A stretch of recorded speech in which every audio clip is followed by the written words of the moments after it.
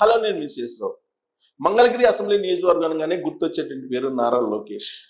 ఆ మంగళగిరిలో ఏం జరగబోతుంది వచ్చే ఎన్నికల్లో అనే దాని మీద ఆసక్తి నెలకొన్నప్పటికీ కూడా ముందుగానే వైఎస్ఆర్ కాంగ్రెస్ పార్టీ ఓడిపోయిందనేటువంటి సంకేతాలు వినిపిస్తున్నాయి. దానికి కారణం ఇటీవల కాలంలో జరిగినటువంటి అనేకమైనటువంటి మార్పులు. ఇప్పటికే లోకేష్కి ధీటైనటువంటి అభ్యర్థి ఎవరు అనే దాని మీద గందరగోళంలో వైఎస్ఆర్ కాంగ్రెస్ పార్టీ ఉంది. ఆ క్రమంలో ఇప్పటికే ముగ్గురిని మార్చారు. రాబోయేటువంటి రోజుల్లో ఇంకా మార్పులు ఉంటాయా అనే సందేహం కూడా ఉంది. ప్రస్తుతం అయితే తాజాగా లావణ్య ఆవిడ్ని అభ్యర్థిత్వాన్ని ఖరారు చేశారు. తాజాగా దాదాపు 9వ లిస్టులో.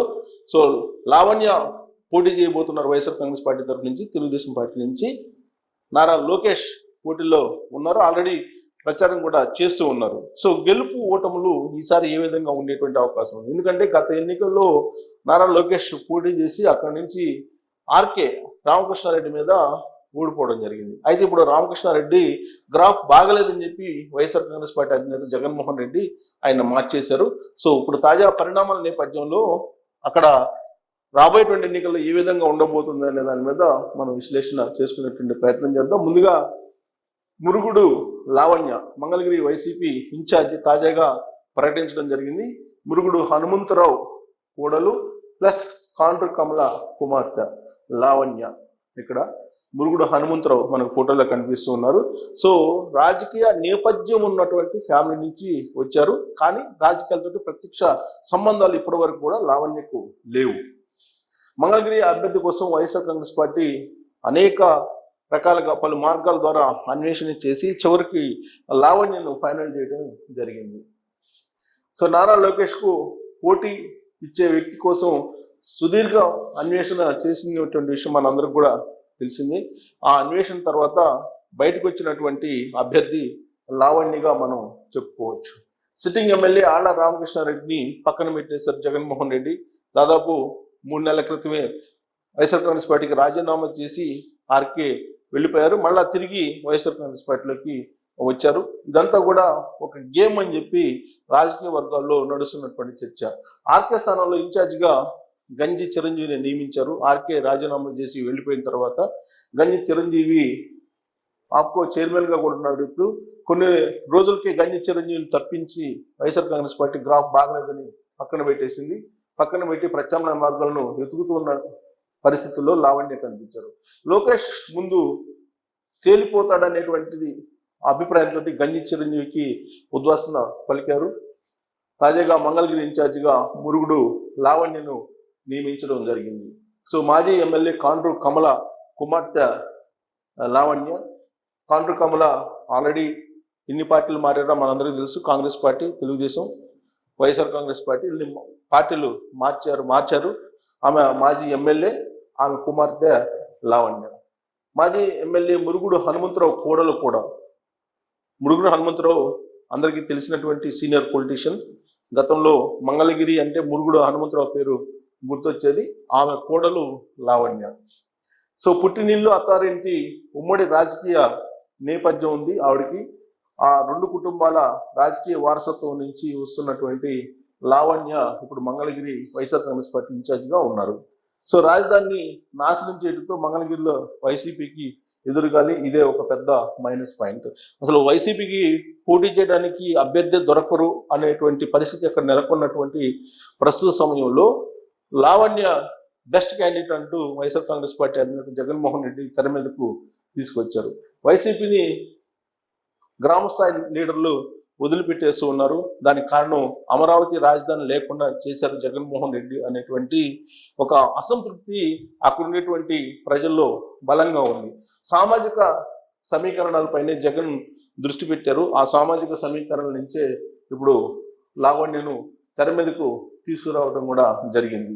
సో గత ఎన్నికల్లో ఆయా పార్టీలకు వచ్చినటువంటి ఓట్ బ్యాంక్ని కనుక తీసుకుంటే రాబోయేటువంటి ఎన్నికల్లో ఎవరు గెలిచేటువంటి అవకాశం ఉంది అనే దాని మీద మనం ఒక అభిప్రాయానికి రావచ్చు. 2009 ఎన్నికలను కనుక మనం తీసుకుంటే అక్కడ ముక్కోణ పోటీ జరిగింది. ముక్కోణ పోటీలో కాంగ్రెస్ పార్టీ, ప్రజారాజ్యం పార్టీ, ఆడ సిపిఐ, సిపిఎం కూడా బలంగా ఉంటాయి కొంతమేరకు. అవి కూడా పోటీలో ఉన్నాయి. బీజేపీ మొత్తం 5 పార్టీలు ప్రధానంగా కనిపిస్తున్నాయి 2009 ఎన్నికల్లో. అయితే అక్కడ సిపిఐ, సిపిఎం, బీజేపీ అంటే ఆ ఎన్నికల్లో 2009 ఎన్నికల్లో బీజేపీ అక్కడి నుంచి పోటీ చేసింది. కాంగ్రెస్ పార్టీ కమలా కాండ్రు ఆమె 32.50% ఓట్లను సాధించగలిగారు. పిఆర్పి 24.61, సిపిఎం 15.77, సిపిఐ 15.54, బీజేపీ వచ్చేసి 1.54. అంటే ఇక్కడ మనం 2009 ఎన్నికలు దాని ఫలితాలు తీసుకుంటే సిపిఐ సిపిఎం బలంగా ఉన్నాయి, ఎంతో కొంత ఓట్ బ్యాంక్ని కలిగి ఉన్నాయని చెప్పి మనం చెప్పుకోవచ్చు.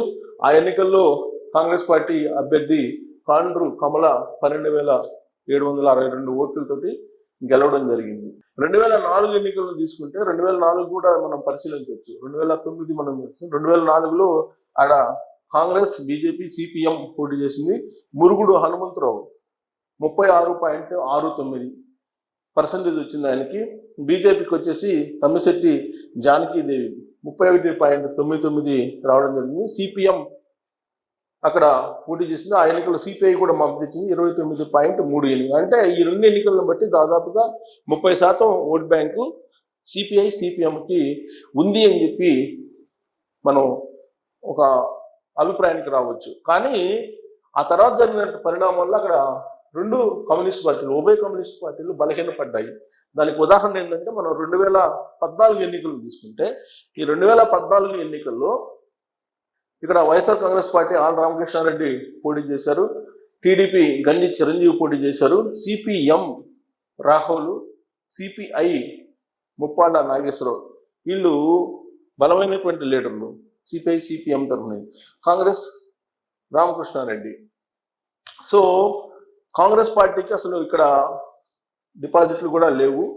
సో ఇక్కడ వైఎస్ఆర్ కాంగ్రెస్ పార్టీ ఆళ్ళ రామకృష్ణారెడ్డి మనం తీసుకుంటే కనుక 44.73% వచ్చింది 2014 ఎన్నికల్లో, 44.73. సో గంజి చిరంజీవికి 44.73.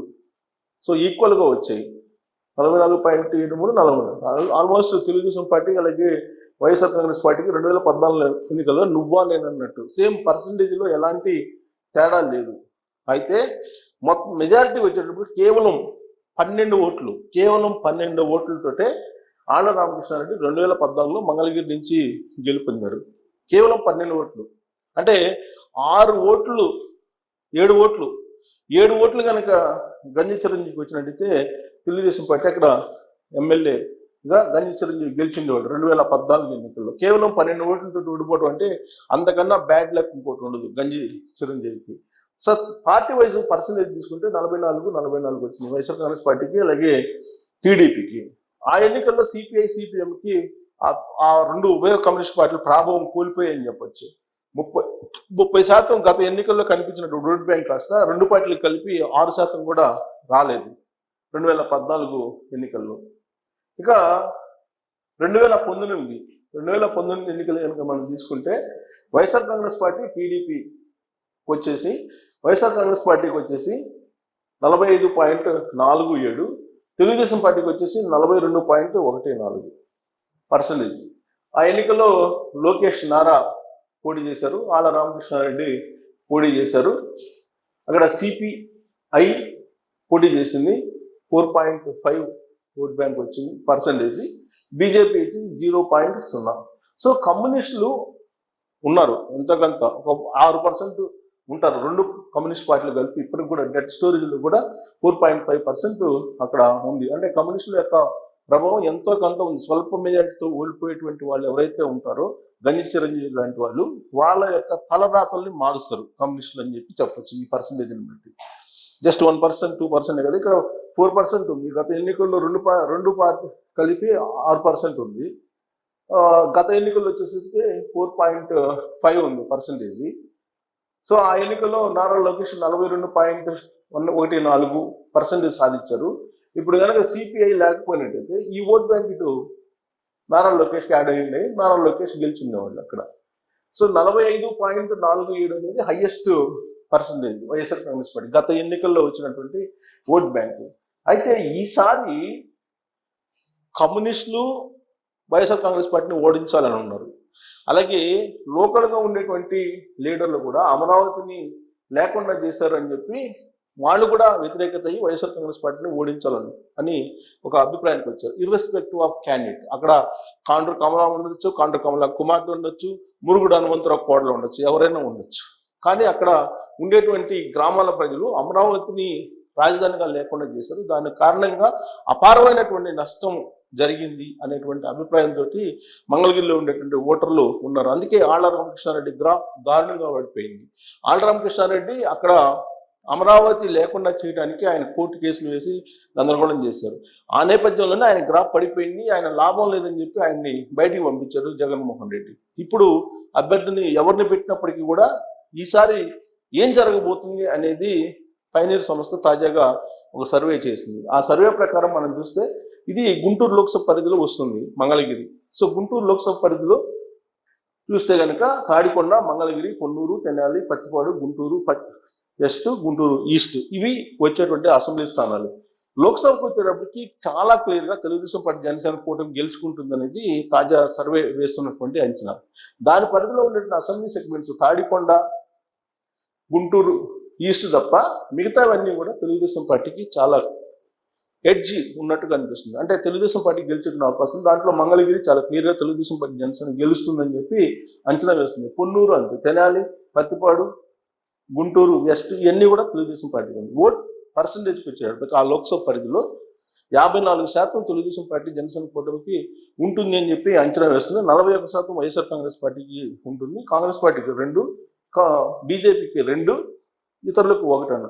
ఈ 41% కూడా వైఎస్ఆర్ కాంగ్రెస్ పార్టీకి యాక్చువల్గా తగ్గే అవకాశం ఉంది. కారణం ఏంటంటే అమరావతి రాజధానికి సంబంధించినటువంటి విషయంలో జగన్మోహన్ రెడ్డి వైఎస్ఆర్ కాంగ్రెస్ పార్టీ ఏ విధంగా వ్యవహరించింది అనేది రాష్ట్రంలోని మిగతా ప్రాంతాలన్నీ అందరికంటే కూడా మంగళగిరి ప్రజలకు బాగా తెలుసు. అందుకే ఈ పర్సెంటేజ్ కూడా 41% కూడా ఎలక్షన్లు వచ్చే నాటికి వైఎస్ఆర్ కాంగ్రెస్ పార్టీకి లభించకపోవచ్చు అనేది ఆ సర్వే సారాంశం. ఎందుకంటే గ్రాఫ్ తగ్గుతుంది వైఎస్ఆర్ కాంగ్రెస్ పార్టీది. 44% as of now Telugu Desam party Janasena కూటమికి ఉంది. సో కాబట్టి మంగళగిరి అనేది ఈసారి తెలుగుదేశం పార్టీ జనసేన కూటమికి ఎలా పోతుంది. 100కి 100% లోకేష్ అక్కడి నుంచి ఎమ్మెల్యే కాబోతూ ఉన్నారు. ప్రత్యక్ష ఎన్నికల్లో లోకేష్ మంగళగిరి నుంచి ఎమ్మెల్యే కాబోతున్నారు, ఎమ్మెల్యేగా గెలవబోతున్నారు. వైఎస్ఆర్ కాంగ్రెస్ పార్టీ అభ్యర్థిని ఎవరిని పెట్టినా కానీ ఆయనే గెలుస్తారు అనేది తాజా సర్వేలు చెప్తున్నాయి. అక్కడ ఉన్నటువంటి పరిస్థితులు కూడా చెప్తూ ఉన్నాయి. అయితే వైఎస్ఆర్ కాంగ్రెస్ పార్టీ మాత్రం అక్కడ అభ్యర్థిని మార్చి రకరకాల ప్రయోగాలు చేస్తుంది. ఇప్పటికీ 3 సార్లు మార్చింది. అనేక మంది అభ్యర్థులు తెర మీదకి తీసుకొచ్చింది. లావణ్యనైనా సరే చివరి వరకు ఉంచుతారా, లేదంటే తీరా ఎన్నికల షెడ్యూల్ వచ్చేటప్పటికి మారుస్తారా అనేటువంటి సందేహం కూడా ఉంది. ఇప్పుడు గంజి చిరంజీవి ఎవరైతే ఉన్నారో గంజి చిరంజీవి కూడా అక్కడ వైఎస్ఆర్ కాంగ్రెస్ పార్టీ నుంచి బయటకు వచ్చి తెలుగుదేశం పార్టీలో మళ్ళీ చేరేటువంటి అవకాశాలు కూడా ఉన్నాయని చెప్పి తాజాగా చర్చ కూడా జరుగుతుంది. అక్కడ ఉండేటువంటి పరిణామాల మీద స్పష్టత రావాలంటే కనుక ఎన్నికల షెడ్యూల్ ప్రకటించాలి. ఎన్నికల షెడ్యూల్ ప్రకటించిన తర్వాత ఇప్పటికే గ్రామ స్థాయి లీడర్లు వైఎస్ఆర్ కాంగ్రెస్ పార్టీని వదిలిపెట్టి తెలుగుదేశం పార్టీలో చేరుతూ ఉన్నారు. సో గంజి చిరంజీవి కూడా రాబోయేటువంటి రోజుల్లో తెలుగుదేశం పార్టీలో చేరేటువంటి అవకాశం ఉందని కూడా వినిపిస్తున్నటువంటి ప్రస్తుతంలో ఒకవేళ గంజి చిరంజీవి వైఎస్ఆర్ కాంగ్రెస్ పార్టీలో ఉన్నా ఈసారి తెలుగుదేశం పార్టీ జనసేన కూటమి తరఫు నుంచి నారా లోకేష్ 100కి 100% మంగళగిరి నుంచి ఎమ్మెల్యేగా గెలిచేటువంటి అవకాశం ఉందని చెప్పి చాలా క్లియర్గా సర్వేలు అంచనా వేస్తున్నాయి. సో రాబోయేటువంటి రోజుల్లో మరి లావణ్యని పోటీగా దించినటువంటి జగన్మోహన్ రెడ్డి ఏం సమాధానం చెప్తారనేది చూడాలి. Thank you very much.